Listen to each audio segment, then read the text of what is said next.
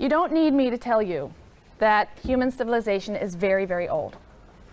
Nevertheless, our knowledge of the earliest stages of human civilization were quite limited for many centuries. That is, until the great archaeological discoveries of the 19th and 20th centuries, which unearthed for us the great civilizations of the ancient Near East, of which I have drawn a remarkably lifelike map here on the board. Mediterranean. I always start with the Mediterranean Ocean, the Nile River, the Tigris, and the Euphrates. So the great civilizations of ancient Egypt, Mesopotamia, and the area we refer to as the Fertile Crescent, of which a little part here about the size of Rhode Island is Canaan, or Canaan. And archaeologists in the 19th and 20th centuries were stunned to find the ruins and the records of remarkable peoples and cultures, massive, complex empires in some cases, but some of which had completely disappeared from human memory. Their newly uncovered languages had been long forgotten. Their rich literary and legal texts were now undecipherable. That soon changed. But because of those discoveries, we are now in a position to appreciate the monumental achievements of these early civilizations, these earliest civilizations.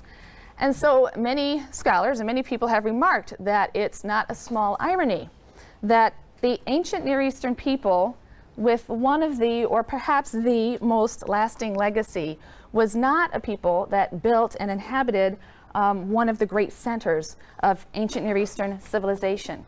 It can be argued that the ancient Near Eastern people with the most lasting legacy is a people that had an idea. It was a new idea that broke with the ideas of its neighbors. And those people were the Israelites. And scholars have come to the realization that despite the Bible's pretensions to the contrary, the Israelites were a small, and I've actually overrepresented it here, I'm sure it should be much smaller, a small and relatively insignificant group for much of their history. They did manage to establish a kingdom in the land that was known in antiquity as Canaan. Around the year 1000, they probably succeeded in subduing some of their neighbors, collecting tribute. There's some controversy about that. But in about 922, this kingdom divided into two smaller and lesser kingdoms that fell in importance. The northern kingdom, which consisted of 10 of the 12 Israelite tribes, and known confusingly as Israel, was destroyed in 722 by the Assyrians. The southern kingdom, which consisted of 2 of the 12 tribes, and known as Judah, managed to survive until the year 586, when the Babylonians came in and conquered and sent the people into exile. Capital Jerusalem fell. Conquest and exile were events that normally would spell the end of a particular ethnic national group, particularly in antiquity. Conquered peoples would trade their defeated God for the victorious God of their conquerors, and eventually there would be cultural and religious assimilation, intermarriage, that people would disappear as a distinctive entity. And in fact, that is what happened to the 10 tribes of the northern kingdom to a large degree. They were lost to history. This did not happen to those members of the nation of Israel who lived in the southern kingdom, Judah. Despite the demise of their national political base in 586, the Israelites alone, really, among the many peoples who have figured in ancient Near Eastern history, the Sumerians, the Akkadians, the Babylonians, the Hittites, the Phoenicians, the Hurrians, the Canaanites, they emerged after the death of their state, producing a community and a culture that can be traced through various twists and turns and vicissitudes of history right down into the modern period. That's a pretty unique claim. And they carried with them the idea and the traditions that laid the foundation for the major religions of the Western world: Judaism, Christianity, and Islam. So what is this radical new idea that shaped a culture and enabled its survival into later antiquity and really right into the present day in some form? Well, the conception of the universe that was widespread among ancient peoples is one that you're probably familiar with. People regarded the various natural forces as imbued with divine power, as in some sense divinities themselves. The earth was a divinity, the sky was a divinity, the water was a divinity, had divine power. In other words, the gods were identical with or immanent in the forces of nature. There were many gods, no one single god was therefore all-powerful. There is very, very good evidence to suggest that ancient Israelites by and large, shared this worldview. They participated at the very earliest stages in the wider religious and cultic culture of the ancient Near East. However, over the course of time, some ancient Israelites, not all at once and not unanimously, broke with this view and articulated a different view, that there was one divine power, one God, but much more important than number was the fact that this God was outside of and above nature. This God was not identified with nature. He transcended nature, and he wasn't known through nature or natural phenomena. He was known through history, events, and a particular relationship with humankind. And that idea, which seems simple at first and not so very revolutionary, we will see that's an idea that affected every aspect of Israelite culture, and in ways that will become clear as we move through the course and learn more about biblical religion and biblical views of history. It was an idea that ensured the survival of the ancient Israelites as an entity, as an ethnic religious entity. In various complicated ways, the view of an utterly transcendent God with absolute control over history made it possible for some Israelites to interpret even the most tragic and catastrophic events, such as the destruction of their capital and the exile of their remaining peoples, not as a defeat of Israel's God, or even God's rejection of them, but as a necessary part of God's larger purpose or plan for Israel. These Israelites left for us the record of their religious and cultural revolution in the writings that are known as the Hebrew Bible, collectively. And this course is an introduction to the Hebrew Bible as an expression of the religious life and thought of ancient Israel and as a foundational document of Western civilization.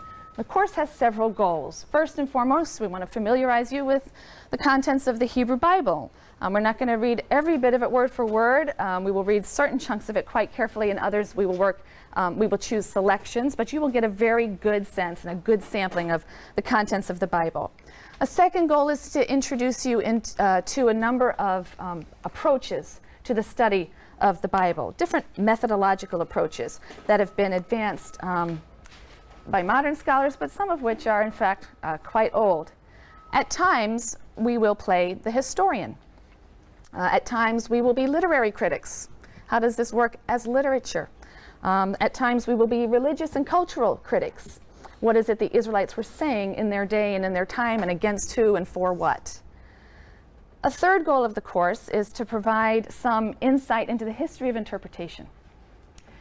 This is a really fun part of the course. The Bible's radically new conception of the divine, its revolutionary depiction of the human being as a moral agent, its riveting saga of the nation of Israel, their story, has drawn generations of readers to ponder its meaning and message. And as a result, the Bible has become the base of an enormous edifice of interpretation and commentary and debate, both in traditional settings, but also in academic, university, secular settings.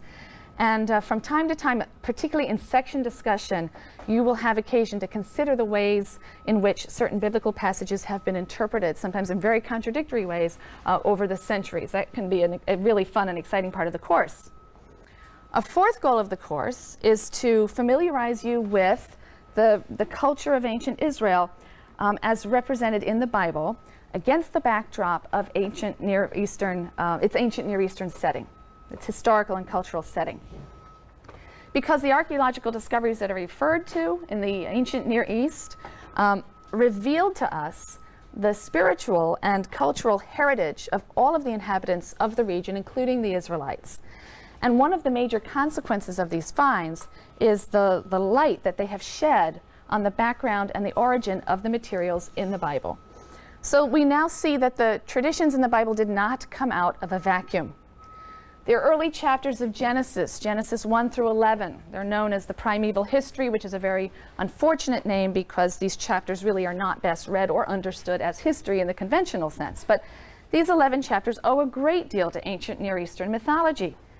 The creation story in Genesis 1 draws upon the Babylonian epic known as Enuma Elish. We'll be talking about that text in some depth. The story of the first human pair in the Garden of Eden, which is in Genesis 2 and 3.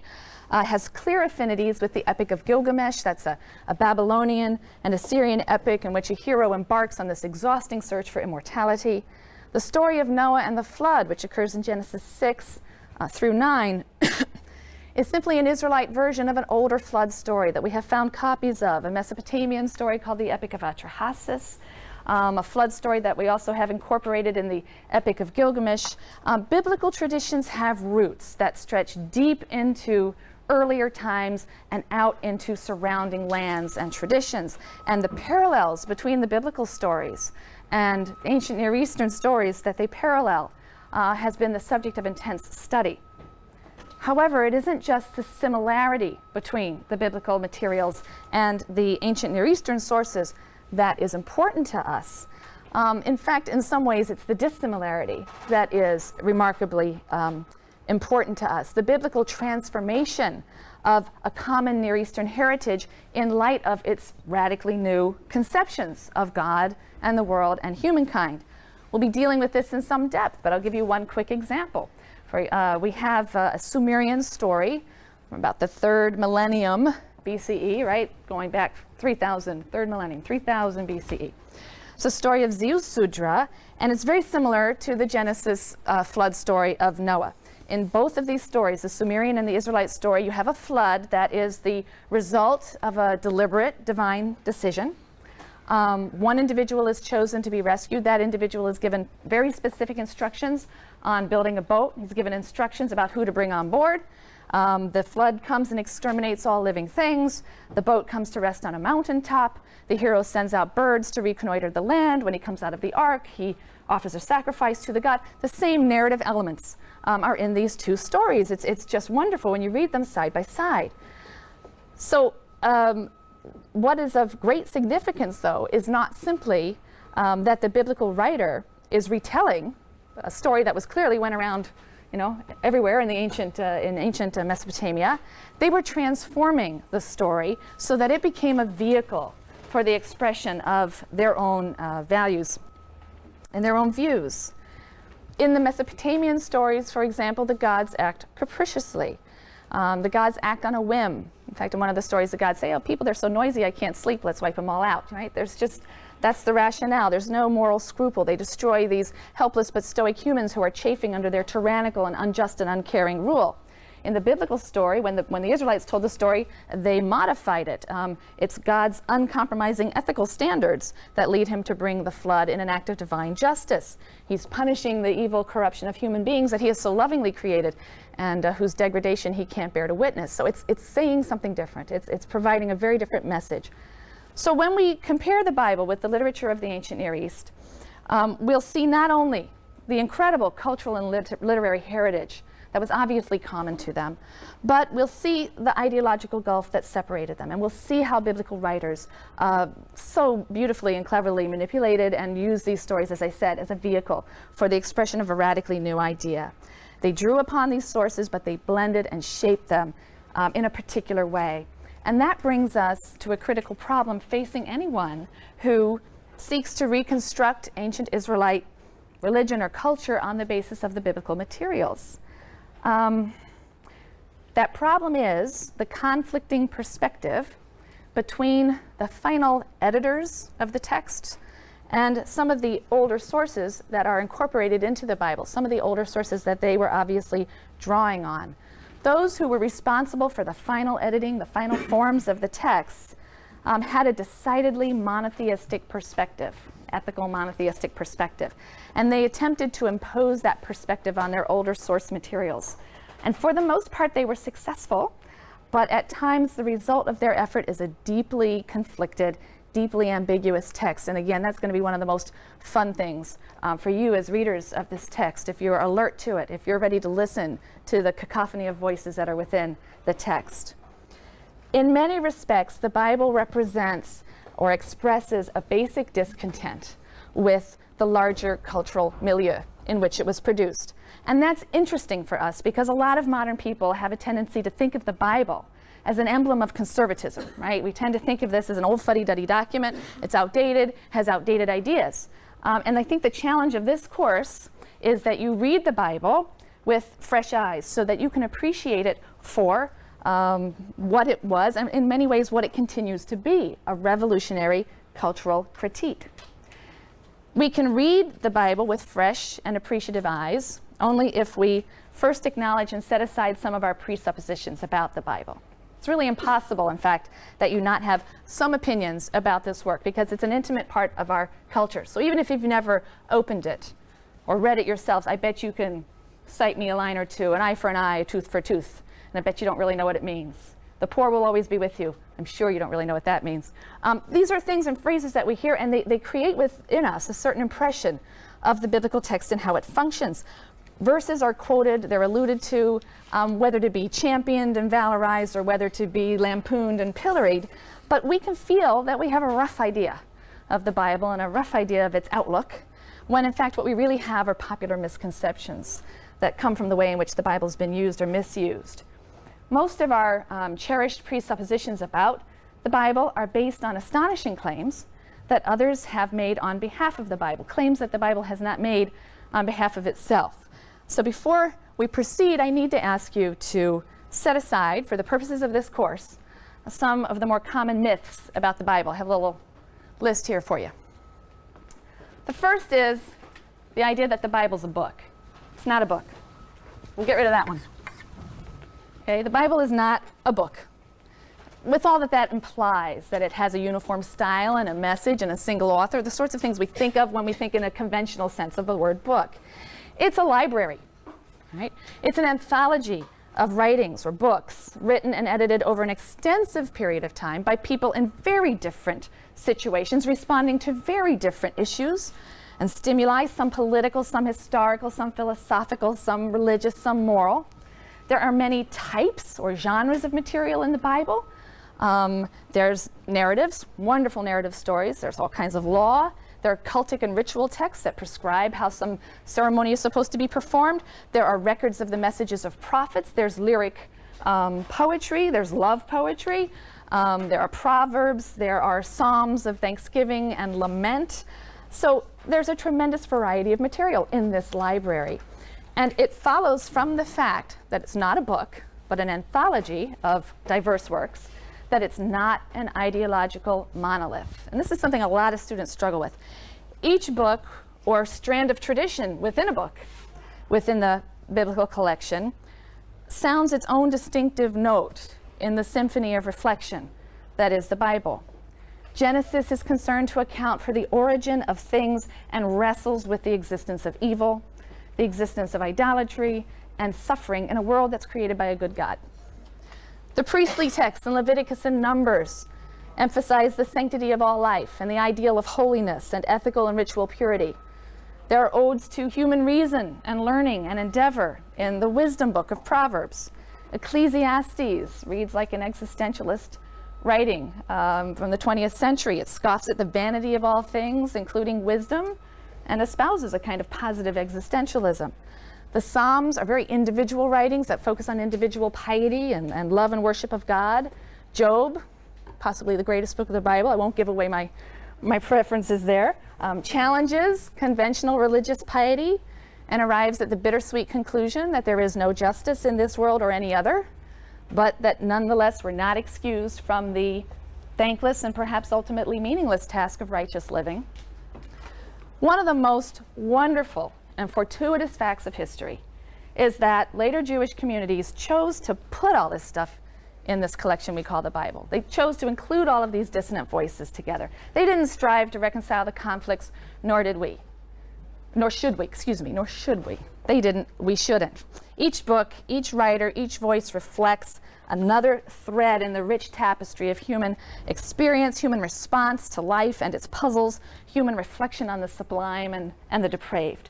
And that leads me to my second point, which is that biblical narratives are not pious parables about saints, okay?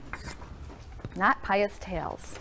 They're psychologically real literature about very real and realistic people and life situations.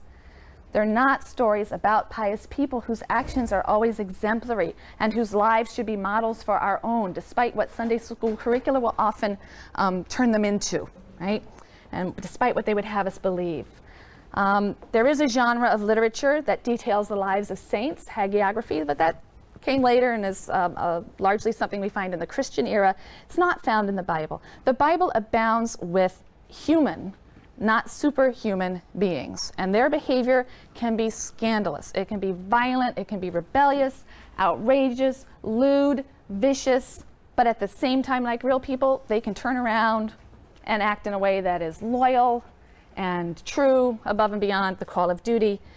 They can change, they can grow. But it's interesting to me that there are many people who, when they open the Bible for the first time, they close it in shock and disgust. Jacob is a deceiver. Joseph is an arrogant, spoiled brat. Judah reneges on his obligations to his daughter-in-law and goes off and sleeps with a prostitute. Who are these people? Why are they in the Bible? And the shock comes from the expectation that the heroes of the Bible are somehow being held up as perfect people. That's just not a claim that's made by the Bible itself. So biblical characters are real people with real, compelling moral conflicts and ambitions and desires, and they can act short-sightedly and selfishly, but they can also, like real people, learn and grow and change. And if we work too hard and too quickly to vindicate biblical characters just because they're in the Bible, then we miss all the good stuff. We miss all of the moral sophistication, the deep psychological insights that have made these stories of such timeless interest. So read it like you would read any good book with a really good author who knows how to make some really interesting characters. Thirdly, the Bible's not for children. I have a 12-year-old and 8-year-old. I won't let him read it. I won't let it read it. Those Bible stories for children books, they scare me. They really scare me. It's not suitable for children. The subject matter in the Bible is very adult, particularly the narrative texts. There are episodes of treachery and incest and murder and rape, and the Bible is not for naive optimists. It's hard-hitting stuff, and it speaks to those who are courageous enough to acknowledge that life is rife with pain and conflict, just as it's filled with compassion and joy.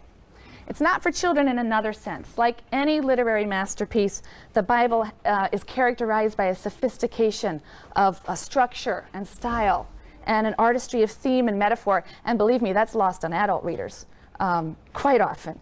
It makes its readers work. The Bible doesn't moralize, or rarely moralizes. It explores moral issues and situations, puts people in moral issues and situations. The conclusions have to be drawn by the reader. There are also all kinds of paradoxes and subtle puns and ironies. And in section where you'll be doing a lot of your close reading work, those are some of the things that will be drawn to your attention. You'll really begin to appreciate them in time. The fourth myth we want to get rid of. The Bible is not a book of theology. It's not a catechism or a book of systematic theology. It's not a manual of religion. Despite the fact that at a much later time, very complex systems of theology are going to be spun from particular interpretations of biblical passages. You know, there's nothing in the Bible that really corresponds to prevailing modern Western notions of religion, what we call religion. And indeed, there's no word for religion in the language of biblical Hebrew. There just isn't a word religion. With the rise of Christianity, Western religion came to be defined, to a large degree, by the confession of or the intellectual assent to certain doctrinal points of belief. Religion became defined primarily as a set of beliefs, a catechism of beliefs or truths that required your assent, what I think of as the catechism kind of notion of religion. That's entirely alien to the world of the Bible. It's clear that in biblical times and in the ancient Near East generally, religion wasn't a set of doctrines that you ascribed to. Right? To become an Israelite, later on a Jew, the word Jew isn't something we can really historically use until about this time. So most of our period we're going to be talking about the ancient Israelites. To become an Israelite, you simply joined the Israelite community. You lived in Israelite life, you died in Israelite death, you obeyed Israelite law and custom, you revered Israelite lore, you entered into the historical community of Israel by accepting that their fate and yours should be the same. It was sort of a process of naturalization, what we think of today as naturalization. So the Hebrew Bible just isn't a theological textbook. It contains a lot of narratives, and its narrative materials are an account of the odyssey of a people, the nation of Israel. They're not an account of the divine, which is what theology means, an account of the divine.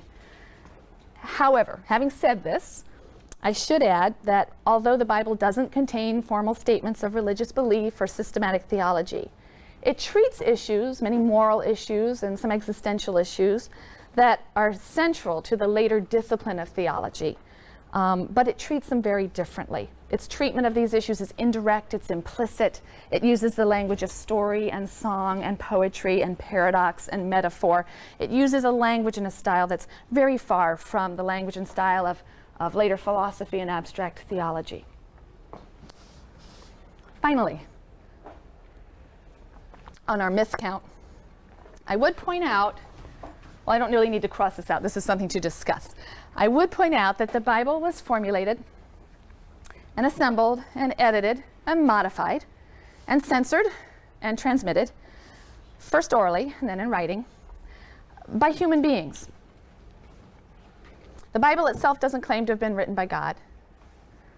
That belief is a religious doctrine of a much later age, and even then one wonders how literally it was meant. It's interesting to go back and look at some of the earliest claims about the origin of the biblical text.